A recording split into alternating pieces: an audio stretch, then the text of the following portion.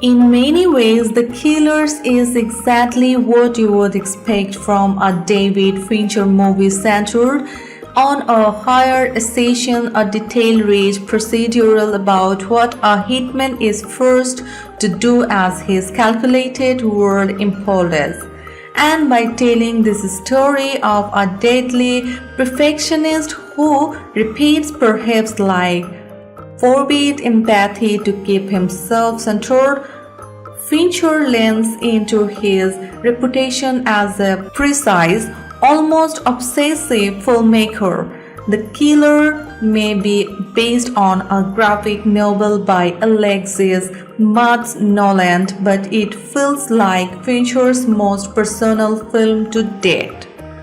Of course, it helps to have a leading man who's proved himself adept at playing soulless monsters before, and there are elements of David from Prometheus in what Michael Fassbender brings to Fincher's nameless protagonist.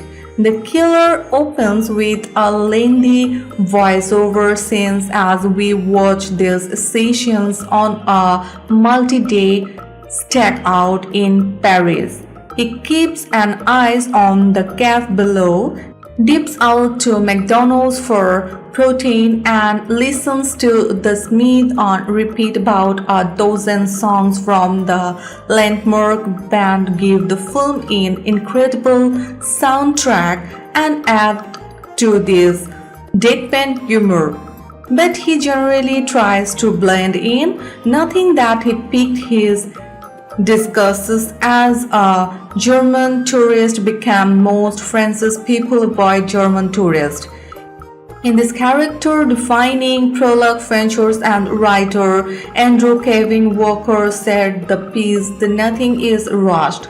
It's a deliberate peek into the mind of a murderer. Someone who justifies his actions by nothing. How many people are born and die each day?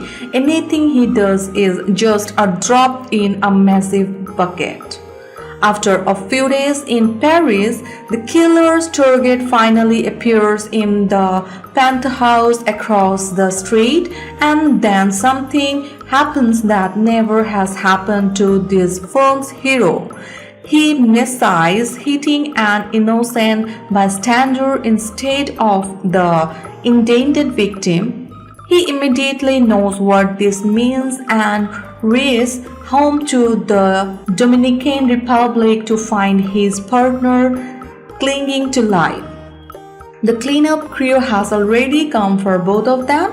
It's here where the killer essentially breaks his own rules. He has stocked strong units in multiple cities, and enough money is foreign accounts to never be seen again.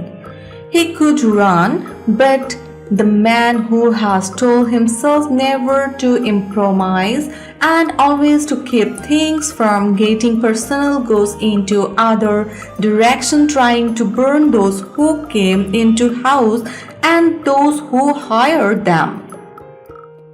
One can sense Fincher's passion for this project in every film has returns to themselves that have long interested him: obsession, professions, and power. It helps a great deal that he brings along several of his most accomplished collaborations, including cinematographer, editors, and even to handle the score.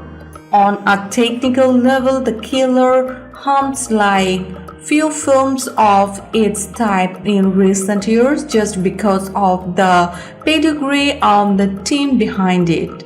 One, since they all have the same professionalism as the notoriously detailed filmmaker, and this is the kind of productions that rewards that sense of detail. It's not a film that should be rough around the edges.